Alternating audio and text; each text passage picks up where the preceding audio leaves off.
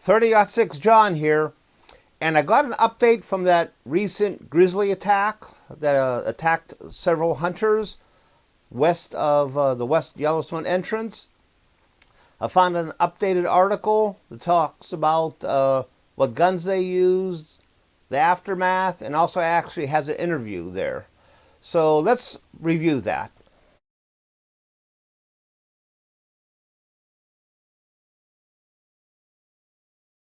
I originally found this story in the eastidahonews.com.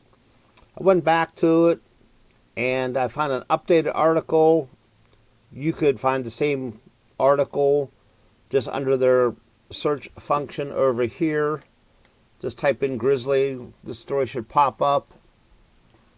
Actually, the first part here has an interview. This section's about 30 minutes. I watched already. We'll go through the highlights. Here's the hunters that were involved in it. These two were the ones that were actually charged by the bear. That's the person there had his arm injured. This talks about the attack. So these two guys were hunting. They came to a clearing. They stopped, looked around for a few minutes. They walked 5 or 10 feet, and all of a sudden a bear grizzly jumps out very close to them. He says here, I could have reached out and grabbed his head. The person dropped his bow. He pulled a 10 Springfield from his holster on his hip. Shot the bear once in the right side. The grizzly was actually going after his buddy. The grizzly changed and started charging him. Even though they're only about 12 feet apart. And then the person with the 10 millimeter, he was able to shoot the bear 3 more times in the face and the shoulder region before its iron jaws clamped on his arm. Not sure what ammo he was using. The article and the interview don't mention it. But you would think that 3 shots in the head, face, and shoulder region would discourage the bear or change what he was doing. Didn't seem so in this instance. Immediately, the grizzly began to heal the person around. The other person, says here he fumbled around in the interview. He said he had a sort of a concealed handgun holster, so it took him a second or so to pull out his Taurus 1911 45 ACP pistol. Says here he fired 4 or 5 shots at the bear before the gun jammed. So this is probably some type of ejection, jam, stovepipe ejection. In the interview, he said he cleared the jam and put a new magazine in, extra magazine. It says here, I was having to pick my shots careful. By then, the bear was on top of Riley. That was the person grabbed by the bear. I could just see the bear on him.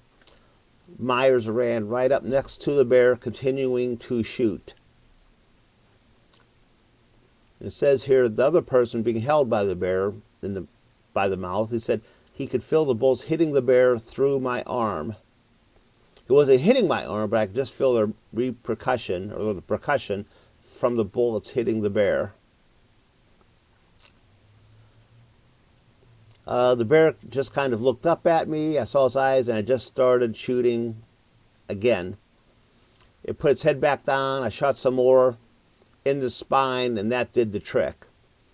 So the person with the 45 ACP ended up shooting the bear in the spine, and that sort of killed the bear. It says here, during one shot in the barrage, Hill felt the bear's grip on his arm loosen slightly. With his one free hand, he ripped open that jaw, ripped my arm out. He stood up and he was freaking out because he didn't know if the bear was coming after me again. He grabbed his gun, the 10 millimeter, off the ground and fired 3 more rounds at the grizzly's head. In total, the hunters shot 24 it says here bear bullets at the Grizzly to bring it down. If I total up all the shots they did there, I don't know how they get to 24, but I'll assume that they shot so fast that they sort of lost count. Here's a little video that was on the one person's phone, about 6 seconds, showing the dead bear, and showing later on in the video shows his partner with the arm that got chewed up a bit. This section talks about the rescue.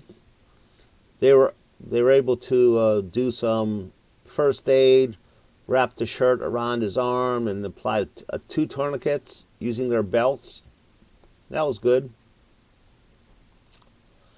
And they actually, evidently, they had phone service, because the one person dialed 911 and requested an ambulance or a helicopter. He was airlifted to Eastern Idaho Regional Medical Hospital, where he received 40 staples and numerous stitches.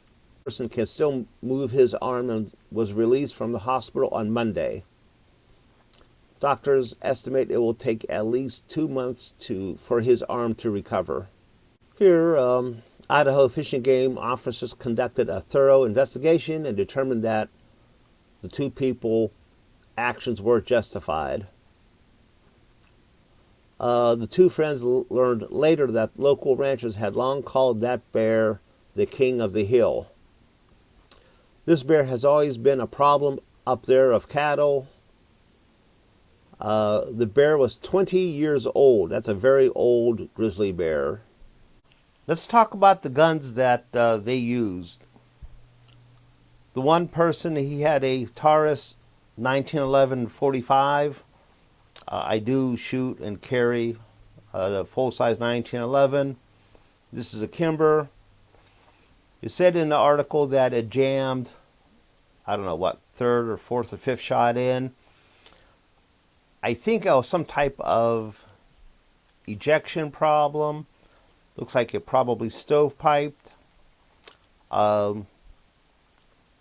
It's a Taurus. I don't like to talk bad about a gun, but you might have to adjust the extractor on that gun.